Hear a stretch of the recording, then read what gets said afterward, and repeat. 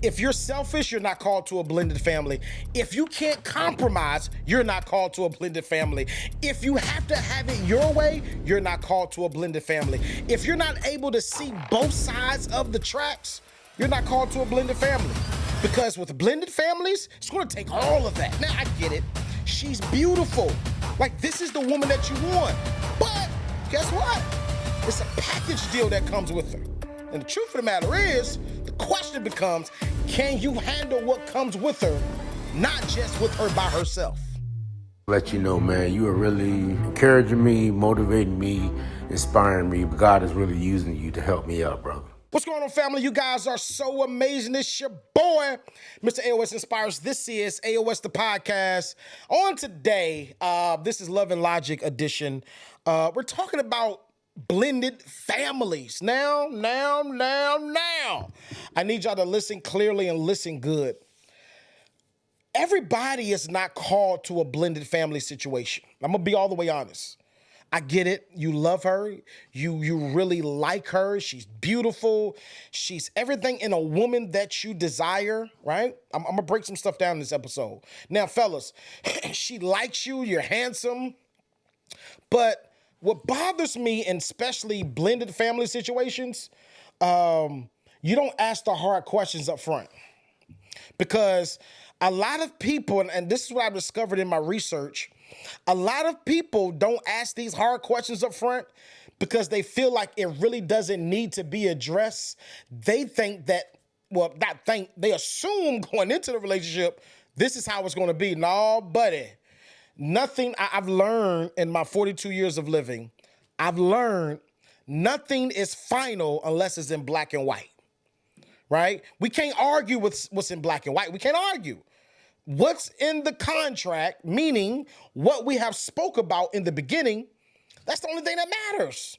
So if you haven't had these hard conversations up front with the person that you're about to get into a relationship with, like you're in for a roller coaster. I'm gonna be all the way honest with you. Because many of you get into relationships, especially blended family relationships, you don't talk about discipline, you don't talk about financials, you don't talk about, hey, are we doing vacations? What's your view on vacations every year? What's your view on saving money? What's your view on, listen, let's really be honest. It's cool that you like her. It's cool that you love him. But you need to have the hard conversations up front. I tell people this all the time. When you know that there's a blended situation, like, the person that you're dating has children, before now, I'm not a fan of women introducing their children to the guy in the first month or 2 months. I'm gonna be all the way honest. You need some time, even with men. Don't introduce your lady or the lady that you're dating to your children prematurely. Because you got to take into consideration your children. Because this may not work. So now I'm introduce you. This is the fourth woman I introduced you to. So now you become a new norm in their mind. Like, it's okay to be swapping, having different dealings with different women and different men. No. That's not what I'm trying to send out. So take your time until you feel like, listen, this is the one. Right? I'm gonna tell you, be honest with you, until you prayed, I would even go this far. Don't introduce them if you really want to be serious about this thing, because a blended family is no joke. I would go even further, and I didn't do this, but I'm recommending, right? I'm telling people, even go to counseling before you even meet the children. Because the questions that you can't think of, or that you think it's not that you don't think about the questions, it's that you think that it's not important to bring up. Now, what you don't think that is important, the counselor, right? The therapist will bring them up and bring them out. You need to talk with somebody with wisdom. Now, I'm gonna be honest with you, all therapists, it's not qualified to handle this thing, right? Like, I'm not going to go to take my car to the Harley Davidson dealership. They can work on it. You might have somebody that's ambidextrous that work on motorcycles and vehicles, right? You may have somebody, but I need to do my research. I want somebody that specializes in blended family situations. Now, what makes me, I'm not an expert, but I'm giving you my wisdom and my experience. Now, let me break this thing down because I know everything dealing with Dr. Cheyenne Bryan and stuff like that. You know, people always have something to say. No. Have I been to school for relationship advice? No. But I have the experience. Now, let me say this. When you go to college and you graduate, most jobs are looking for what? In lieu of the degree, what are they looking for? Experience. I've met some people that have lost jobs because they had the degree, but no experience. But I've also met some people on the other side that got the job because they had the degree, but you know, they lacked the experience. And they got the job because they had the degree. But I've seen more on the side of we're looking for experience. Because most people, I would rather have somebody work on my car that has the experience versus a joker that just graduated from school to learn about mechanics. I'm gonna be honest. I have a guy now that works on my vehicle, no degree, but he's been working on cars since he was a little boy. Be honest with you, I would trust him. This is just me. You may be different. I would trust him over somebody that just graduated from mechanic school. Be honest, right? But with the blended family situation, I highly recommend that. Go to therapy first. Talk to a therapist. Talk to a licensed therapist that specializes in blended families. Because blended families are tough. Let nobody fool you. Listen. Blended families is, listen, come here. It's hard work, man. It can be very rewarding. I'm gonna be honest with you, it can be very rewarding, but it's very hard at the same time. Because I'm gonna tell you why it's hard. And I'm gonna talk about this in my point one. And I'm gonna tell you this. My point one is, how will you handle discipline and parenting? I think that's the major caveat that we should look at. It's hard because one parent, like for example, in my household, my wife is the easygoing, I'm the disciplinarian, but I'm the fun one too. Like she's the one, she's slow to anger. She would give you chance after chances. Me, and I'm working on it. I saw this video today. I can't think of his name. It's the guy with the beard with the bald head that gives relationship advice. He was talking about the effects of just yelling at your children, right? And I'm working on that because especially in the black culture, we've been trained when we raise our voice, we get stuff done. But the truth of the matter is, I've heard this a long time ago, real authority doesn't have to raise their voice. And that goes for even parenting as well. So listen, I made a post. I posted my boys yesterday. And I know some of y'all, why you don't post your family? Because sometimes my wife don't like pictures. She be like, can you take that down? So I got tired of it, so I don't post it. But we're about to do a photo shoot. I'm gonna post it, you'll see. But I wanna work on that. Really I really want to work on that because, and I'm being real transparent right now, I really want to work on that because that's how I was raised. Soon my daddy raised a voice. Oh man, it's time. But what he said was, and I'm gonna share this with us. What he shared was, it was so powerful, and I might do a whole episode on that because it's really good.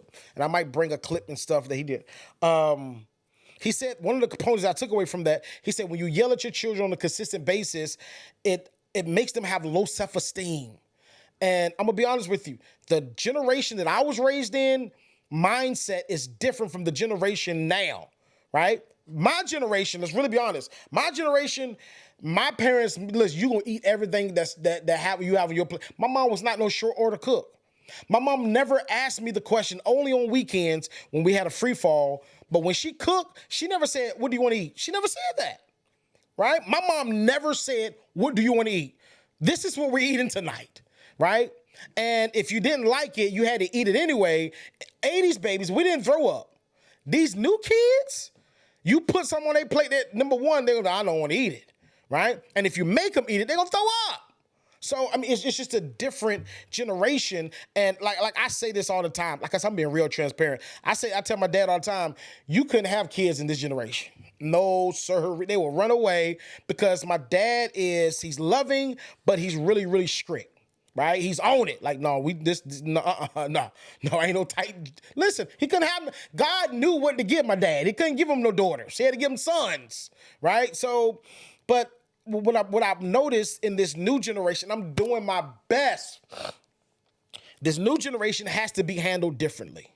Right? I remember growing up, I couldn't listen to hip hop and R. I couldn't listen to that stuff, which is ironic. I turned into a rapper later on, right? But I just couldn't listen to that stuff, right? So I mean, I think that different methods has changed.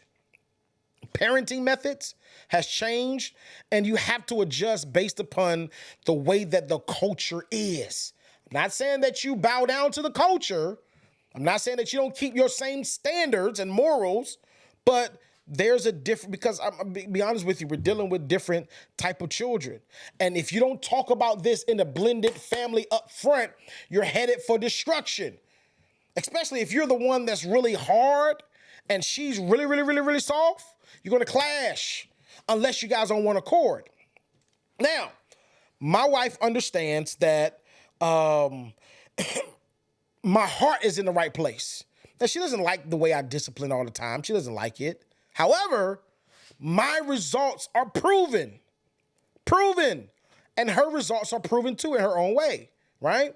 And I'm going to tell you this is crazy. When I'm not here, the children, it's crazy how the children adapt to each parenting style, right? Now, of course, they know they get more leeway with mommy, so they would do extra stuff. You know, I can do this, I can do that. We can't do this with daddy. Daddy ain't doing this, right? They respect both of us equally. However, with the way that she parents, they feel more comfortable coming to her, telling her stuff. Now, I want to get to that as well. But in the way I parent, they feel safe. Not saying they don't feel safe with her, but the first place they run to is, we're going to daddy, right? Now, I'm going to tell you this. This is the difference. When they want to have fun, they come to daddy. Because I go outside, I run around with them unless I'm doing something, and we just have fun. We'll stand there for 2 hours. My wife like, nah, it's hot. All right, y'all go 15 minutes. All right, time to go, right? That's just the two different personalities. So we understand, okay, you take them out to play because they can really fully play. And me, you know, hey, I don't want to sweat my hair out. I get it. It's cool in the game. So that's what works for us. But you got to sit down and talk to the person that you're in relationship with or that you're trying to build with and find out, hey, let me ask you this quick question. How do you view discipline? How do you view spankings? How do you view punishment? Because now my wife was raised differently, right? And I appreciate the way that she was raised. And I take notes how she was raised, right? And likewise, she probably take a few notes from how I was raised. Not too many, but some. But you just gotta, if you're not ready to compromise in certain areas, I'm gonna be honest with you, I was raised in a household, my dad, what he said went, period. Ain't no ifs, ands, or buts about it. So my mind, I'm thinking that if it don't go my way, I'm not the man. But I had to understand with learning and seeking for myself, that's not reality. Now, it's not that my dad was wrong, that's the generation that he was raised in. Period. That's how he was raised. The man made the final decision. If you ever listen to Bruce used to tell this joke. He said that back in the day, the old men, they ain't play. He went out to they needed a new refrigerator, so they went out. This Bruce joke. He said, all right, baby, look around, but we getting this refrigerator right here. She said, baby, I like this refrigerator. And the salesman said, you can do this, and the water comes out. And he was like, nope, this one. This the one he said, baby, sit. He told Bruce, he said, sit down. We're going to be here for a while. She looked around all the refrigerators, saw the nice refrigerators, but guess which one they got? That one. That's that generation, right? No compromise. What I said is what's going. Now we have to understand it was a different climate at that time. I'm not defending it, but we got to understand that was a different climate back then. I took my dad, I'm done with this one. I took my dad to go see the movie Fences years ago, and he started crying in the movie theaters. He was like, wow, this really broke down my generation. Now, my generation was not like that. His generation was. He said, wow, this really depicted my generation to the 20th power of clarity, right? So what I want to tell you is blended families is just like that. You have to handle it. I don't discipline all my kids the same. We got 5 kids in the house. I don't discipline them all the same. I know with Bentley, I can talk to him and he'll start crying. Bryce, I may have to be a little bit more brash on him. Harlem, not so much. He kind of, he'll cry real fast, right? But he wants to beat everybody up. I don't get it. It's crazy. Now with London, you got to handle her with a little care sometimes because, she takes things and she gets real sensitive. So it's like you gotta handle all the children differently. But if you don't talk about that in the beginning and they don't know your heart, that's the big one. This is why, yes, my wife may say certain things, but she can rest assured, like, I know his heart. I know he's not going to try to, tear them up and kill them. And like I tell her, like, I'm the same way with all the kids, no matter what nobody thinks. Some people may say, no, you're not, you hard on this. No, I'm like that with all of them. I'm on it. Why? Because this is training ground. So when they get grown and older, they will be able to stand. One thing I salute my parents about, they taught me how to stand my ground and be a go-getter, a survivor. Put me anywhere on God's green earth, I triple my worth. Yes, that's Jay-Z, but I'm saying it too. All right. Blended families struggle when there's no unity in leadership. Before commitment, discuss this. Who disciplines the children? What are the house rules? Will the biological parent always override the step parent? Right? You got to ask these questions. Now, I don't believe that. I think we should be on same accord. Because if we're not on the same accord, the children are going to see that. Okay. Mama got more power. Cool. Daddy got more power. Cool. I know how to manipulate the situation. Now, if you don't think that children can manipulate stuff, you're wrong. Dead wrong. But you got to find this stuff out in the beginning. If she says, my word goes, you can't listen. When we have children, you do your thing. But with this one right here, you can't say nothing. Now, for some men, that will work. For me, that will not work. Being all the way honest. Now, I will say this. I'm very tactful. I try my best to be very tactful because I do understand this. I'm telling you, I'm being real transparent. I understand that that's not my biological child, but that still is my child. That still is mine, but it's not mine biologically. So I understand there's more at stake for the biological parent than it is for the non-biological parent. So you have to take that into consideration, right? Now, I'm not saying you be soft and let them do what they want to do. Absolutely not. No, you can't do whatever you want to do in the house where I'm paying bills. No. However, you do have to tread a certain way and you have to be understanding. You gotta be. Is it difficult because of how you were raised? Yes. It's difficult to see things differently, especially based upon how you were raised. You gotta look at stuff differently. So that's one thing. If there's confusion in authority, there will eventually be confusion in the home. Period. My second point, I'm out of time, but I got to keep on going. This topic is just so deep. Are you truly healed from previous relationships? Because if you're not truly healed from previous relationships, you will find yourself spewing blood and venom on your new family. Everybody's not called to be in blended families. Everybody's not called for this stuff. It takes a true, like my brother, he was like, nah, I'm not. And my dad, he's like, nah, I'm cool. Everybody knows their capacity. Right? Now, I did say that once I got divorced, my first divorce, like I got multiple divorces. My first wife, we went through a divorce. And if you've been following me for a while, you already know what it is. I said this, I'm not going to date no woman with children. Now, this supports my thought. We're not in control, right? Because if I had it, you cannot control who you fall in love with. You can't. And I don't care. I dare y'all to get me in the comments. You can't. You cannot control who you fall in love with. You can control who you entertain, but you can't control who you fall in love with. You can't. It's impossible. Because truth of the matter is, if you can control, I know a guy now that's crazy about this woman, right? They're not together, but he's crazy about her. If he could control him being deep feeling about her, he would, because he'll be able to move on. But you can't. You can't. All right, let's move on to this. Unhealed trauma from divorce, abandonment, cheating, or toxic relationships can silently damage a blended family. Ask this: are you still emotionally tied to your past? Yeah. See, y'all don't want to ask these questions to the person because I might make this a part two because this is really good. You don't want to ask these questions because it might start some argument. Or you may get an answer that you really don't want to hear.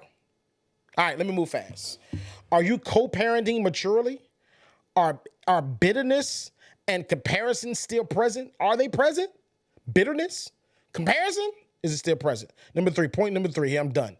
Can we handle the pressure that comes with blended families? Love alone is not enough. Blended families require patience, sacrifice, communication, emotional maturity. Because I'm gonna tell you this, and this is another one I didn't put down here, but this is another one you gotta take out pride out the way. Your ego cannot, when I say go, nope, that can't happen.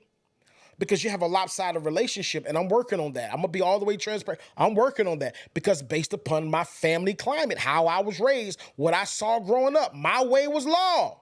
And that's what we believe. But the true essence of working together is not that my word is law. Yes, I'm guiding as the man. I believe this. As the man, you lead the house in the direction that it should go. But I'm going to talk to my partner, my wife, so that we can navigate these waters together.